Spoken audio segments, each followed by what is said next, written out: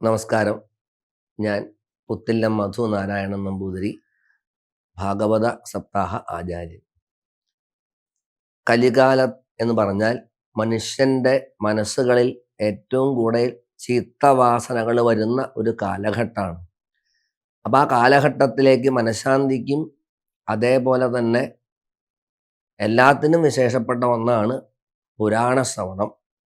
അതിൽ ഏറ്റവും പ്രധാനപ്പെട്ട മഹാപുരാണമാണ് ശ്രീമദ് ഭാഗവതം. 10 പുരാണ ലക്ഷണങ്ങളും തികഞ്ഞ ഒരൊറ്റ പുരാണമേ ഉള്ളൂ, അതാണ് ശ്രീമദ് ഭാഗവതം. ഇപ്പം ദേവി ഭാഗവതം, ഗർഗ ഭാഗവതം ഒക്കെ അനവധി ഉണ്ടെങ്കിലും ഈ 10 തികഞ്ഞ ഒന്ന് പൂർണ്ണമായത് ശ്രീമദ് ഭാഗവതം മാത്രമാണ്.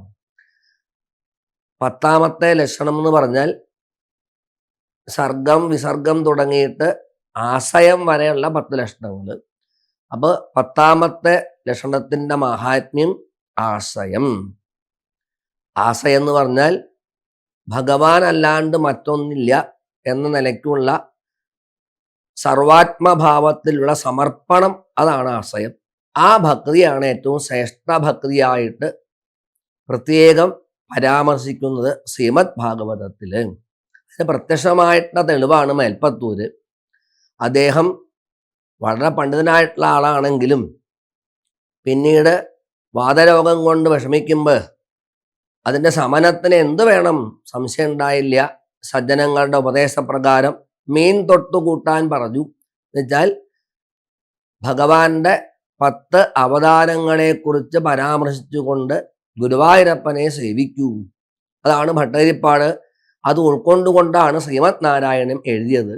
അതിൻ്റെ ആദ്യം തന്നെ ഗുരുപവനപുരാധീശമേ വാസയാമ, സർവാത്മഭാവത്തില് പ്രതിഫലം ഇച്ഛിക്കാതെ കണ്ട് പരാതി പറയാതെ കണ്ട് ഗുരുവായൂരപ്പനെ ആശ്രയിക്കലാണ് പ്രാരബ്ധത്തിൽ നിന്ന് മോചനത്തിനുള്ള മാർഗം. അതുകൊണ്ടാണ് കലികാലത്ത് വിഷ്ണു ഭക്തിക്ക് മഹാത്മ്യം, പ്രത്യേകിച്ച് ഗുരുവായൂരപ്പനെ ആശ്രയിക്കണേൽ മഹാത്മ്യം. പൂന്താനത്തിനാണെങ്കിലും എഴുത്തച്ഛനാണെങ്കിലും മേൽപ്പത്തൂര്, കുറൂരമ്മ, മള്ളിയൂര്, ആർക്കും ആ പൂർണ്ണതയാണ് അവരുടെ മഹത്വങ്ങൾക്ക് മുഴുവൻ നിദാനം. അപ്പോൾ കലികാലത്തെ ഏറ്റവും കേമമായിട്ടുള്ള ആരാധനാക്രമത്തിൽ ആശയം, അതിൻ്റെ പൂർണ്ണതയാണ് ഗുരുവായൂരപ്പൻ. പരാതികളില്ലാണ്ട് പ്രതീക്ഷകൾ വയ്ക്കാതെ കണ്ട് സർവാത്മഭാവത്തിൽ ഭഗവാനെ ആശ്രയിക്കും.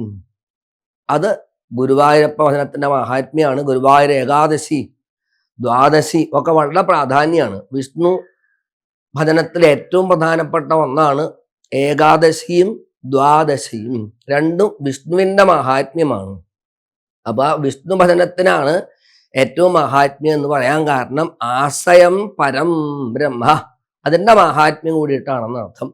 അനവധി അനുഗ്രഹങ്ങൾ ഗുരുവായൂരപ്പൻ അങ്ങനെയുള്ള ഭക്തന്മാർക്ക് കൊടുക്കുന്നുണ്ട്. അതേ അനുഭവം ഇല്ലത്തേക്കും ഉണ്ടായിട്ടുണ്ട്. ഇല്ലത്ത് വളരെ മുമ്പ് ഒരു കാലഘട്ടത്തിൽ ആൺ സന്തതികൾ ഇല്ല എന്ന നിലയ്ക്ക് വന്നു. അപ്പോഴാണ് അന്നത്തെ കാരണവര് മുതുമുത്തശ്ശൻ നിശ്ചയിച്ചു, ഒരാനയെ ഗുരുവായൂരപ്പനെ നടക്കി വയ്ക്കാം എന്ന് നേർന്നു എന്നാണ്. അങ്ങനെയാണ് പിന്നെ വല്യച്ഛൻ, പിന്നെ അച്ഛൻ, വല്യച്ഛന് 4 ആൺകുട്ടികൾ, എൻ്റെ അച്ഛന് 3 ആൺകുട്ടികൾ. അങ്ങനെ ആൺകുട്ടികളുടെ ഒരു പരമ്പര തന്നെയാണ് പിന്നെ ഉണ്ടായത് എന്നർത്ഥം. അതിൻ്റെ പൂർണ്ണതയായിട്ടാണ് മുത്തശ്ശൻ്റെ പ്രാർത്ഥന അനുസരിച്ചുകൊണ്ട് വല്യച്ഛനും അച്ഛനും കൂടിയിട്ട് ഒരു ആനയെ നടക്കെടുത്തുണ്ടായി. രാമൻകുട്ടി എന്ന പേരിൽ പ്രസിദ്ധനായിട്ടുള്ള ആന 1956 നടക്കി വച്ചത്. 2016 ആന ചരിഞ്ഞത്. 11ഓളം തവണ ഉത്സവക്കാലത്ത് ഗുരുവായൂരപ്പൻ്റെ സ്വർണ്ണക്കോലം എഴുന്നള്ളിക്കാൻ ഭാഗ്യം കിട്ടിയിട്ടുള്ള ആന കൂടിയിട്ടാണ് രാമൻകുട്ടി. അദ്വൈതം സിനിമയിലൊക്കെ അഭിനയിക്കുന്നുണ്ട്. ശാന്ത സ്വഭാവമായിട്ട് വളരെ തികഞ്ഞൊരാനയായിരുന്നു. അപ്പൊ ഞങ്ങൾക്ക് ഇല്ലത്തേക്ക് തന്നെ ഗുരുവായൂരപ്പൻ കഞ്ഞി നൽകിയിട്ടുള്ള സന്ദർഭം. മഹേഷ് അനുജന് 11ാമത്തെ തവണയാണ് ഈ കൊല്ലം അയ്യപ്പൻ്റെ മേശാന്തി ആകാൻ പറ്റിയത്. അപ്പൊ 11 പ്രാവശ്യം രാമൻകുട്ടിയെ സ്വർണ്ണക്കോലം എഴുന്നള്ളിക്കാനുള്ള ഭാഗ്യം കൊടുത്ത പോലെ 11ാമത്തെ തവണ അയ്യപ്പനെ പൂജിക്കാനുള്ള ഭാഗ്യം കൂടി കൊടുത്തു. അത് ഗുരുവായൂരപ്പൻ്റെ അനുഗ്രഹമല്ലേ. അപ്പൊ പരിപൂർണമായിട്ടുള്ള ആശയം കലികാലത്ത് വേണ്ട ഒന്നാണ്. അതാണ് ഭക്തി.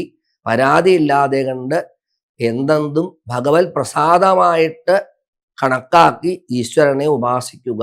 അതിൻ്റെ പൂർണ്ണതയാണ് ഗുരുവായൂരപ്പൻ്റെ ഭജനത്തിൻ്റെ മഹാത്മ്യം. അത് പ്രത്യേകം പരാമർശിക്കുന്നു. സ്തോത്രകാവ്യമാണ് ശ്രീമദ് നാരായണീയം. വേദതുല്യമായിട്ടുള്ള ഒന്നാണ് വാസ്തവത്തിൽ.